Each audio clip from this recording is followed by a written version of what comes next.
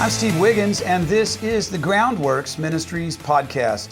Today we're reading from the book of Exodus, chapter 31, so let's focus on verses 12 through 14. The Lord said to Moses, "Tell the Israelites, you must observe my Sabbaths, for it is a sign between me and you throughout your generations, so that you will know that I am the Lord who sets you apart. Observe the Sabbath, for it is holy to you. Whoever profanes it must be put to death. If anyone does not work on it, that person must be cut off from his people." Pretty harsh language. Exodus 31, verses 12 through 14.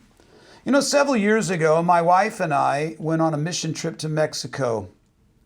It was on the border of Texas, and many squatters had formed what they called colonias, which are shanty towns.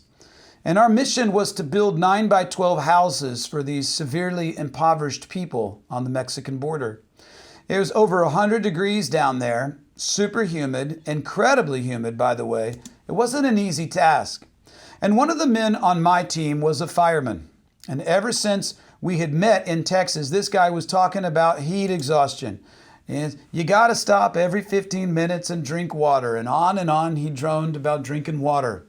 And I had been a college athlete. I was a long distance runner. I could run for miles, and nobody was there on a long run, 10 miles in, to give me a single drop of water.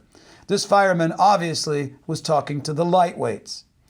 But halfway through our second day on the job, our construction wasn't nearly as far along as it should have been.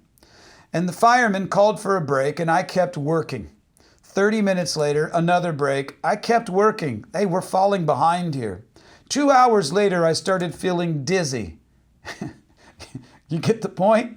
The next thing I knew, the fireman was treating my heat exhaustion.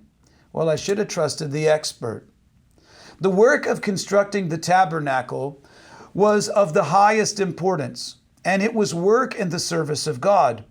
But it was not greater than the importance that the divinely ordered rest was, that is, the Shabbat or the Sabbath. Nothing was permitted to supersede it, even the work on the tabernacle. So to profane the Sabbath, what does profane mean, by the way? It means to make something common. Make it just like every other day. To profane the Sabbath resulted in death. It was the equivalent of breaking the third commandment, do not receive the Lord's name in vain.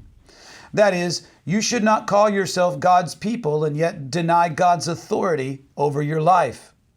So to ignore the Sabbath and to ignore the rest resulted in being cut off from Israel.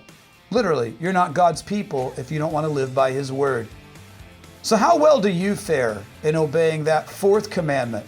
Remember the Sabbath day and keep it holy. Try thinking of it this way. Even kingdom work has a mandatory blessed union break. I'm Steve Wiggins, and this is the Groundworks Ministries podcast. Check us out at groundworksministries.com.